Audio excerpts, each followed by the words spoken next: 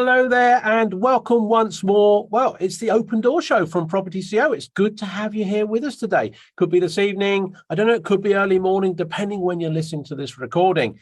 Look, my name's Ritchie and over the next 30 minutes, I'm going to take a deep dive, as always, into the world of small-scale property development. And often we'll be talking, often, not today, to the movers and shakers out there who can give us the inside track on actually what's happening in the world of property and shining a spotlight when we need to or when we can on the areas that we think are going to be a good opportunity for new developers to look at. Above all, you know this if you've been here before, we try and have a bit of fun doing so because life is definitely too short not to. There's a lot of stuff going on in the world. Always there's lots of stuff. So you've got to have a bit of fun. And the Open Door Show, well, this is a fun zone. You've got to have a bit of fun. And, we can exclude what's going on out there in the rest of the world just for these next 30 minutes and have a bit of fun. So today, what are we going to be talking about today? Well, actually, I'm on my own today. I'm flying solo, completely solo. No movers and shakers. Well, apart from me, I'm a bit of a mover and a bit of a shaker, I suppose. So you're going to listen to me. You don't have to. You can turn off now if you want. But if you are interested, I'm going to be talking about the sustainable property strategy. Interesting, isn't it? This world of uncertainty, what's going on out there. Would you like a sustainable property strategy? Would you like to know what is the sustainable property strategy? Because you know what? I think there's only one. What do you think? Do you think there's many? I don't think so. And maybe you're scratching your head. You're probably sitting thinking, okay, what is it? What is it? Because there's only one. There's only one. Okay. And let's just have a think about this because, look, people, you probably included. I don't know whether you're into property or you're thinking about getting into property. So if you're in it, maybe you've had a few ups and downs with maybe your rent-to-rents, your HMOs, your buy-to-lets, maybe your serviced apartments during COVID.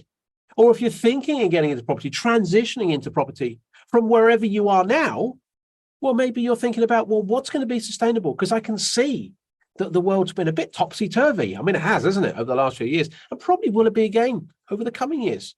So you're probably thinking about what can I have that is sustainable? What can I have that will see me through? Okay. And I'd say most people are looking for that. Something that lasts the tests of time, that goes through the ups and downs. Would you like that? Would you like a property strategy that does that? Well, there is one out there, okay? There is one out there that will ride you through, in my opinion, any recession. In fact, it will thrive in a recession. That's crazy, isn't it? What's Clapson talking about now? Thriving in a recession. When everyone else is a bit worried, a bit concerned, you could be thriving. You have no thoughts for concern. In fact, you're rubbing your hands. Recession, bring it on. Come on, let's have it. You'll be doing that rain dance for a recession. Bringing on the 9 o'clock news or whatever it is, 10 o'clock news. Is 9 o'clock news? No, 10 o'clock. I don't know when the news comes on. Don't watch too much of the news. But you'll be begging them to say there's a recession because they only do bad news, don't they? The news only does bad news. They're never going to tell you anything great. Just tell you bad news because that sells. That sells stories. It gets you tuning in. So actually, you want something that will thrive. And when they say there's going to be a recession in 2023, quarter two, you go, yeah, come on, let's have it. So I'm guessing that's what you'd like. We'd all like that. We'd all like that. So what is the sustainable property strategy? Well, in my opinion, it's not buy-to-lets. No wrong with buy-to-lets, but they can have their challenges. And right now, well, the government aren't really supporting them. In fact, I heard something today, and it was about actually they're going to have more powers, government, local authorities, to actually insist, and rightly so to an extent, that these properties being rental properties are up to scratch. Particularly to do with damp. There was a report, something about dampness in buildings. And there's some horrendous stories. We've all seen them. And most of us wouldn't do that. But it does give more powers, which in some cases will be abused.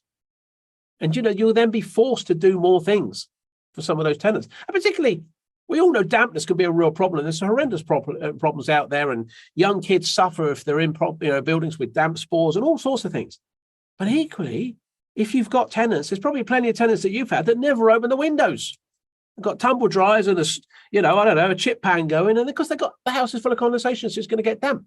So dampness is not very well understood. And of course, the downside and the risk, I don't know why we're talking about dampness, but anyway, we are. The downside and the risk to that is that that's going to be abused by some local authorities and probably some tenants to actually try and get landlords to do things or get money off. So the world of being a buy-to-let landlord, is that the sustainable property strategy? Maybe not. Rent to rent. I mean, rent to rent is still doing something like, buy to let, or maybe HMOs. Is HMO sustainable? Well, it's got more diversity. You're not just looking for one tenant, you're looking for 5 or 6, maybe 7 or 8. And of course, if 2 or 3 leave, you're not completely out of pocket. But of course, it does go with a lot more effort. And again, a lot of those people have powers. And do the people always want to eat? I mean, what is the market for HMOs? I don't know. I don't know enough about HMOs. There's more people out there far better qualified than me to talk to you about HMOs. But for me, it's still that rental market. There's still going to be challenges. You still have to look after your tenants. You're still going to get tenants calling you about broken boilers. You're still going to get tenants arguing. In fact, actually, a student of ours the other day had to disappear because he had, I think, some tenants set fire to his HMO. Oh, my word. I mean, is it sustainable? I don't know. It's certainly a lot of headache. Service departments. A lot of people talk about service departments. Is that the sustainable property strategy? I'm not sure it is. I think it's a very good earning strategy. I think you can earn some really good numbers out of service departments. And indeed, I've stayed in some service departments. There's some really great ones at that off of Airbnb.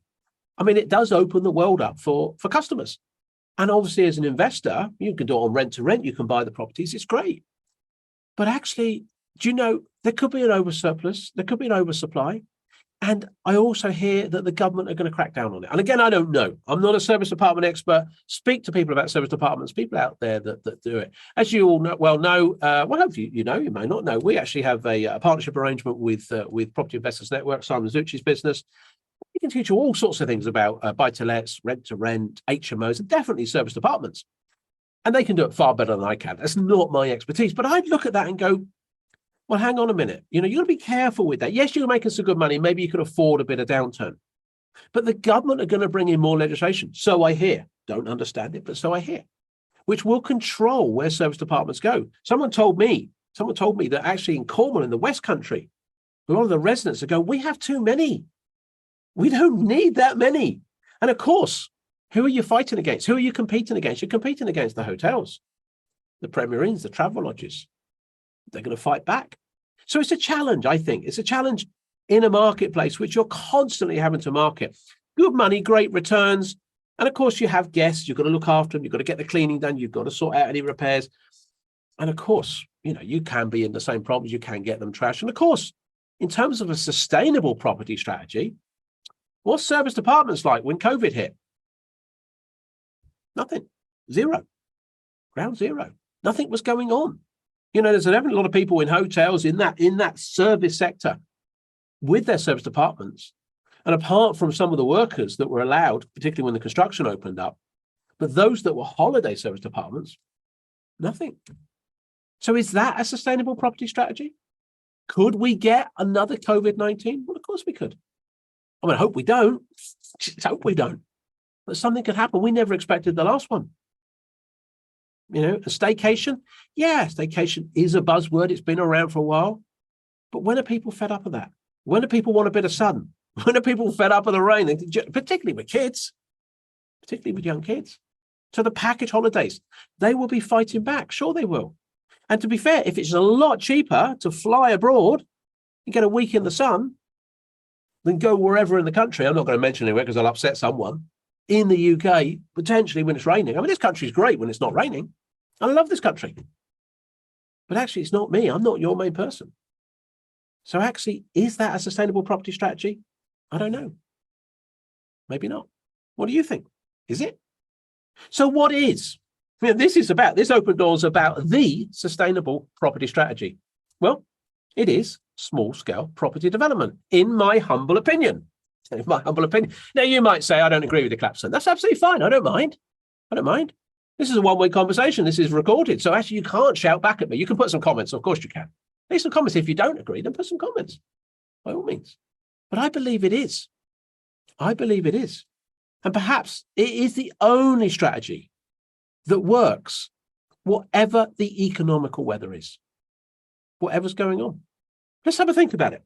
Let's have a think about small-scale property development. And when I talk about small-scale, I'm talking about between 5 and 20 units, whether that's flats or houses. 5 to 20 units, not above that, not really below that, okay? That's a great place to be. And the important thing is timescales. Timescales to get started. I knew I shouldn't have had a glass of wine before I started this open door. I'll say it again. Timescales. There we go. Timescales to get started and get finished, to get in and get out. Because if we think about it, have a think. What do you think about in terms of the prediction of any downturn or recession? How long would that be? How long in advance do we know? When's that early warning klaxon going off? When's those announcements? 6, 12 months? Probably at least 6, isn't it? I mean, we talk ourselves into it. I mean, the press try to talk us into it, and we do talk ourselves into it. Oh, it's like anything. If News at 10 say there's going to be a shortage of toilet rolls, what do we all do? What do we all do? We go and buy toilet rolls, and we got all these toilet rolls. We do. You've done it. Come on, don't tell me you never bought toilet rolls. We all did. I can actually say I didn't. Mrs. Clapson might have bought a few. My sister apparently bought stacks. She sells toilet rolls off now. She does them on a market stall on a Sunday. I mean, she doesn't, but do you know what I mean? So actually, we can talk ourselves into recession if we're not careful. But have to think about it. We probably know 6 to 12 months, at least 6, of a problem, of a predicted downturn. We probably knew last year, didn't we? That actually, probably, I don't know, September time? Would you say? What do you think? September time, that we probably knew there might be a recession this year, maybe second quarter, 6 months. And of course, if you've got that, have a think about your timescale to get in and out of a project, a small scale project. At worst, okay, because these projects are only going to be 18 to 24 months. This is not 3, 4, 5 years. This is 18 to 24 months. So at worst, you might have just started a new scheme. You might have just got on board, okay? Now, that's probably your worst situation. You just started it maybe September last year. You're going to drop it into the market in the summer this year. The residential market might be somewhat suppressed, maybe 5, maybe 10% down. What do? Well, small scale development, you're always going to have 2 exits. What happens when the sales market is down? The rental market generally goes up. There's demand for rental because people don't move. They stay where they are. They're going to go for the rentals. Let's just hold back. Maybe we get a better deal. Maybe we can't afford it. So we go for renting. So if you've got 2 exits and you're going to deliver into the market this summer, let's say you started in September last year, just after it was announced there was going to be a recession, if there could be such an announcement, prediction, of course, then you're going to drop it into the market, you refinance, you hold it, you rent it out, and then you follow through. You hold it for a couple of years and wait for the market to pick back up. So on small scale development, that 2 exit approach, either sell it or rent it, stands you in good stead. If you can stack up a deal, and that's how we do it, that's how we teach our students, stack up a deal to have those 2 exits. You can choose one or t'other. If the market's strong, you sell for a healthy profit. It's falling, refinance, hold, rent out for a healthy profit, ride out that downturn, and then sell. Of course, when there's a downturn, as I say, that's where the market is. You can win either way. You need to know what you're doing. Don't just rush out and do this and say, Clapson said it'll work every time. It doesn't work every time. You need to know what you're doing. Okay. So it's important that small scale development in and out. And with that, attach, if you want this to be the sustainable property strategy, ensure that you work in the need market, not the want market. 1, 2, 3 bed properties. That's the need market. Anything above that, 4, 5 bed properties, they're want, they're desires, they're ambitions. They're unnecessary. Most families can bunk up in a 3-bed house, even if you've got 5 or 6 kids. If you have, bless you. What's that one? 22 kids and counting. You ever seen that telly on the program on the telly? They've got only hordes of kids. Now they've got grandkids coming into that family. Wow, fantastic. Do you know what I like about that? If you haven't watched that program, sorry, I'm off piece here. Go and watch that program. I think it's called 22 Kids. I think it's called 22 Kids and Counting, because I think that's where the grandchildren are coming in. But do you know, I think, and I don't know, I just caught the tail end of it. It was on a few weeks back. And I said to my wife, I said, look at that. Isn't that great? They're not on any handouts as far as I could see. They've got their own business of some description and they pay for them all. Great. That's terrific. I love that. You have as many as you want if you want to pay for them. I don't want any more. Anyway, most of us can survive in a 3-bed property, 1, 2, 3-bed properties. Those are the need market. That's when you have to move. The job moves, or you have another kid, you want to go to the 2-bed, or you want to go from the 2 to the 3. But the 4 is that luxury purchase. The 5, definitely.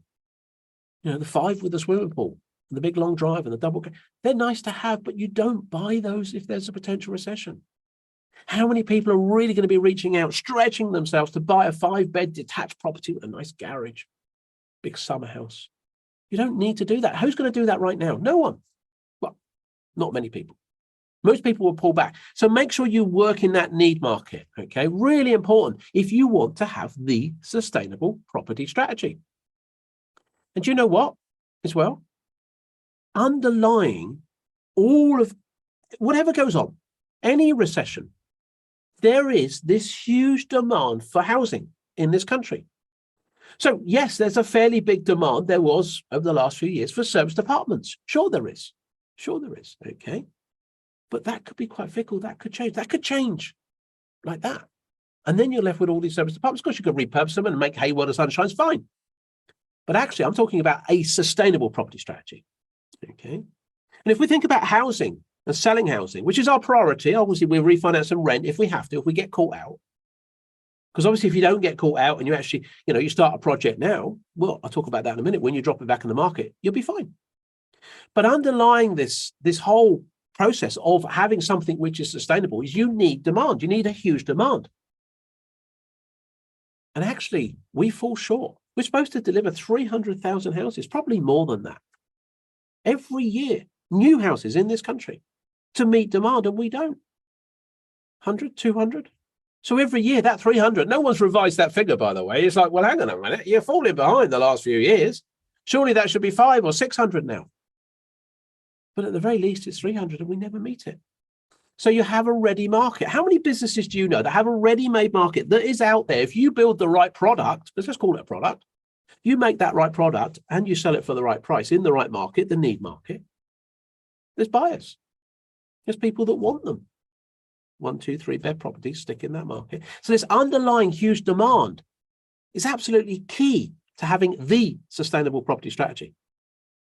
And what's not to like here? The government actually supports this strategy. Now, this is a bonus. This is the icing on the cake.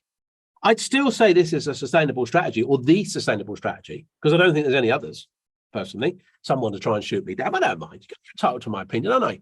Okay. But I believe it is the only sustainable property strategy.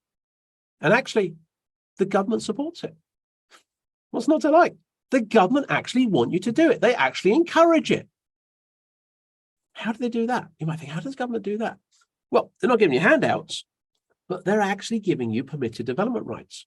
Most of you, if you heard of permitted development rights, probably most of you have. If you're familiar to our YouTube channel, you'd have heard of it quite a few times.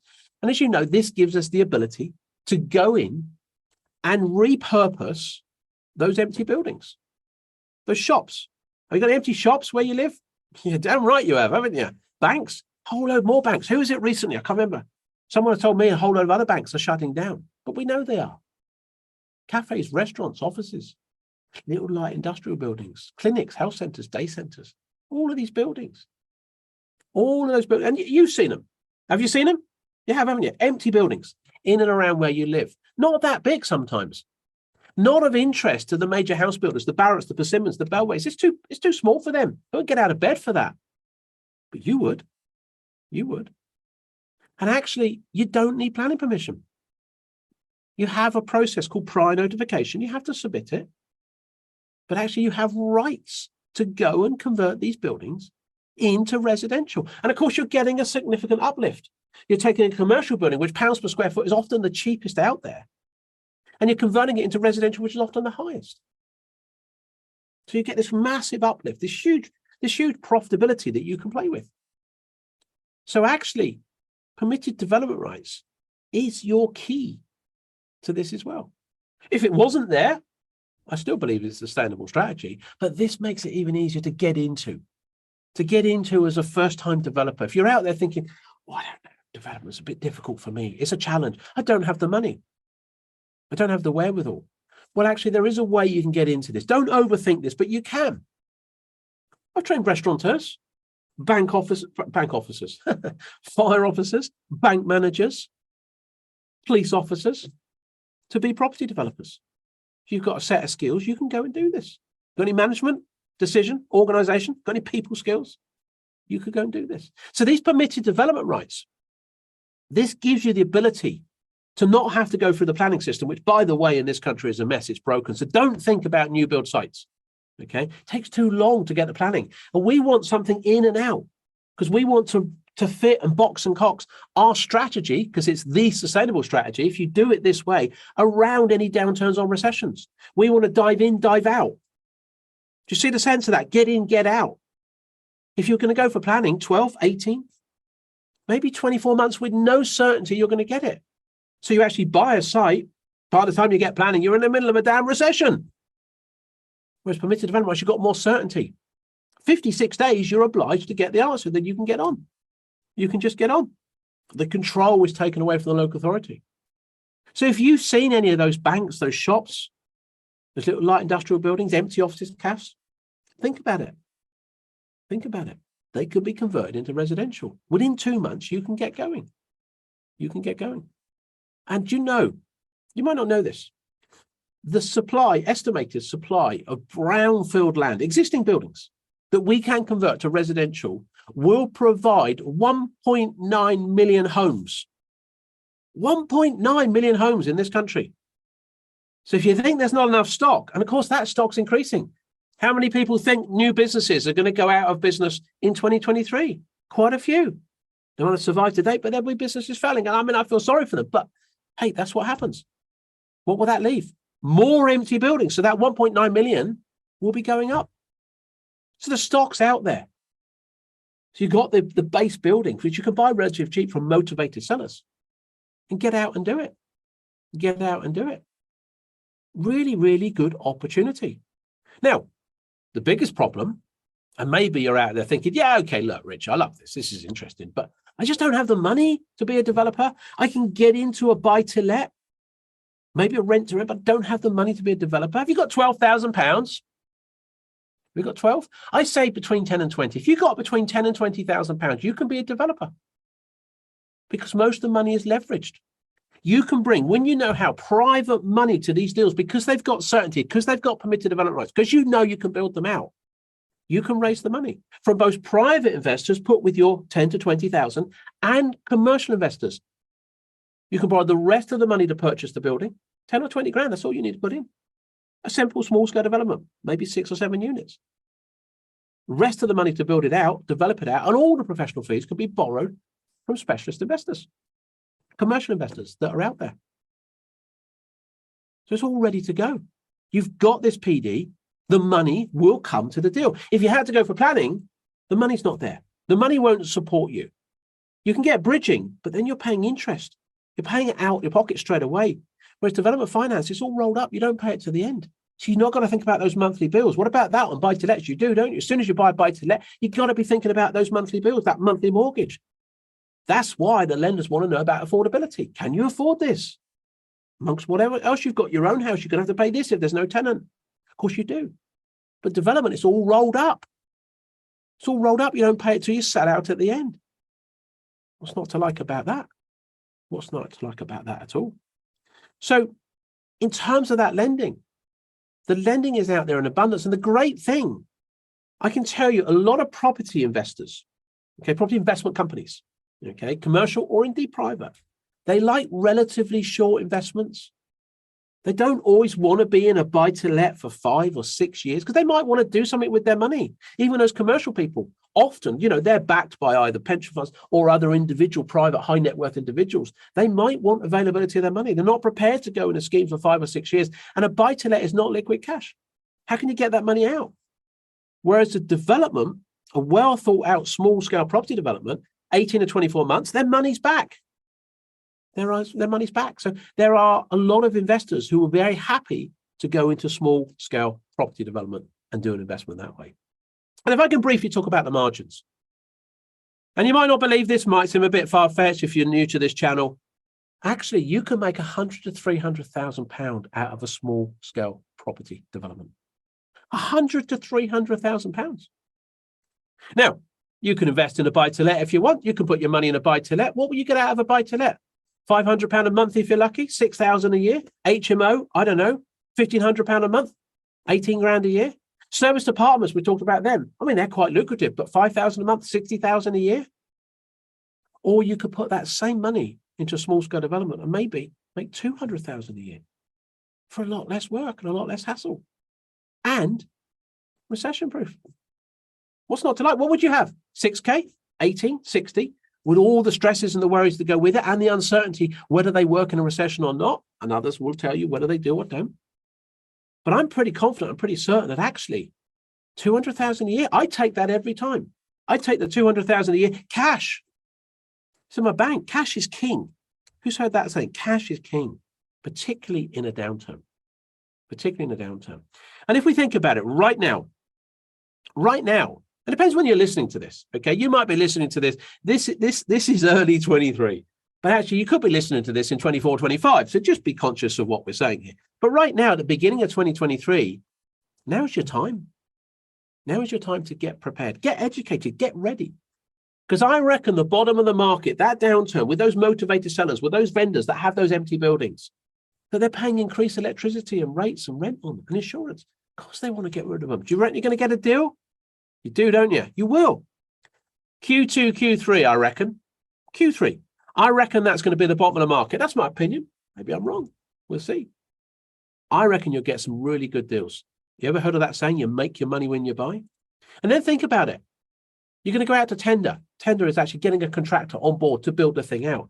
And who actually knows or heard that construction costs are very expensive? They've been going up in 2022. Yeah, you heard that? But guess what's happening in 23? They're coming down. A lot of the major house builders have stopped building. What does that mean? They don't need all this stock. They don't need all these materials. Supply and demand. When there's more labor available, more materials, what happens? There's competitiveness. The prices will come down.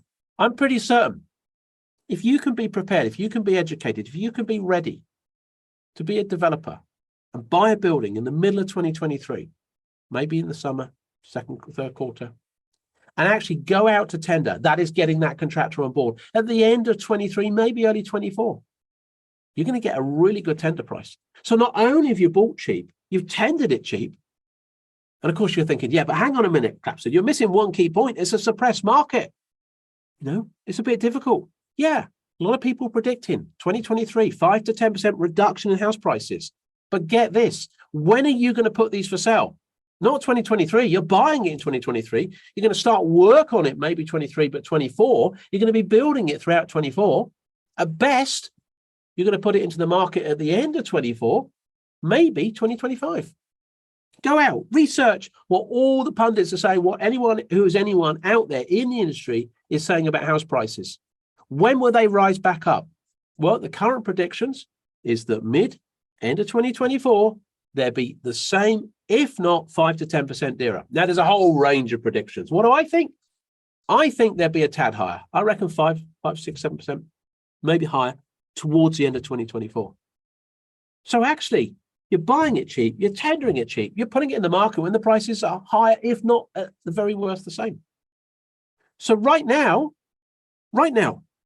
early 2023 just could be the best time to start your property development journey on what is, I believe, the only sustainable property strategy. What do you think? Do you like that? Does it make sense? Do you disagree? Help yourself, put some comments in the chat box. Hopefully you've enjoyed today's Open Door. I told you to just be with me. It's a bit of fun though, isn't it? I've enjoyed it. Hopefully you've enjoyed listening to it. Give us a like if you have. If you are interested, if you're completely new to us and you want to dip your toe, okay? You want to dip your toe in the world of small scale property development, come and join us. I put a bit of free training together, okay? Grab a pen and paper. I'll give you a link in a minute. It's only going to be available for a limited amount of time. So apologies if you're listening to this in 2024 or 2025, the link probably won't work. But you can always email us in at support@propertyceo.co.uk, email the help desk, or pop on our website, propertyceo.co.uk, and we'll try and help you that way. But if you're listening to this now, propertyceo.co.uk/SFR. Write that down, propertyceo.co.uk/SFR. That stands for six-figure roadmap. This is a bit of a journey I can take you on. It's a couple of hours of pre-recorded training I put together. It'll give you a little bit of an insight into this world of small-scale property development. And I talk about how you can make six-figure sums from property. Hopefully you've enjoyed that. Look forward to seeing you on the next edition of Open Door. See you now. Bye-bye.